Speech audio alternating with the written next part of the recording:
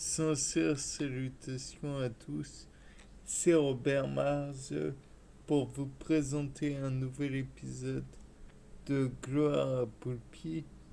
Et donc, comme je vous l'avais dit déjà précédemment, je tente de faire des boutures, dans le cas présent, des boutures de laurier sauce, ainsi que des boutures de rosier. Pour cela, j'ai pris des feuilles qui étaient encore fraîches. C'est le problème.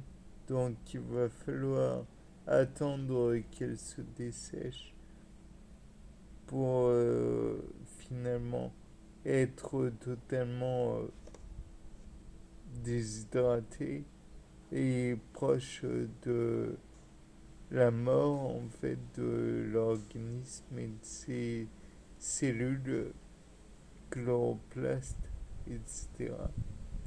Donc je pense que par la suite, comme on va les priver de lumière, puisqu'elles sont enterrées sous une certaine quantité de café, elles vont encore plus perdre de leur couleur et par la suite vont donner de nouveaux organismes et particulièrement des racines dans le cas présent. Bien, par la suite, donc je crois que je vous l'ai déjà montré, j'ai mis des pépins de piment à pousser et donc peu de choses à dire, à part que autour du pépin, je sais pas si ça se voit bien, mais il y a une certaine déshydratation du milieu. C'est pas encore flagrant, mais plus ça va, plus je le remarque.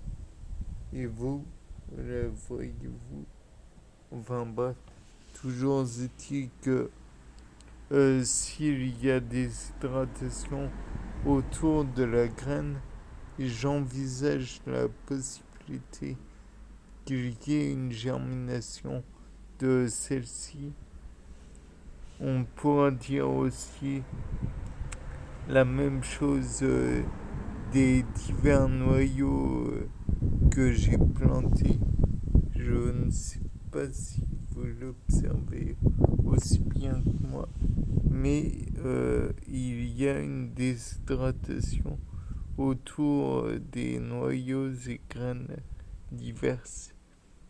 Donc j'envisage la possibilité que ça a commencé à germer et par votre ou du moins à ramollir les coques des noyaux et donc par la suite il est possible qu'il y ait une germination, bien qu'avant il va falloir que les enzymes qui ont été probablement réactivées, si la théorie selon laquelle il y aurait des enzymes dans la coque des noyaux, que j'imagine du moins, et que donc celle-ci ne s'active qu'en période d'hydratation en somme. J'imagine que parmi toutes les enzymes qu'il existe, je tiens à rappeler qu'il existe OTH-NID, à savoir oxydoréductase, transférase, hydrolase, ligase, isomérase et liase. Donc, je présume que c'est des hydrolases qui vont être réactivées dans les coquilles des noyaux et donc permettre la dissociation des différents éléments constitutifs et permettant ainsi aux racines de se développer. Bien. Et donc, je pense que j'ai exposé une supposition, une théorie sur d'enzymologie. J'espère qu'elle sera bonne.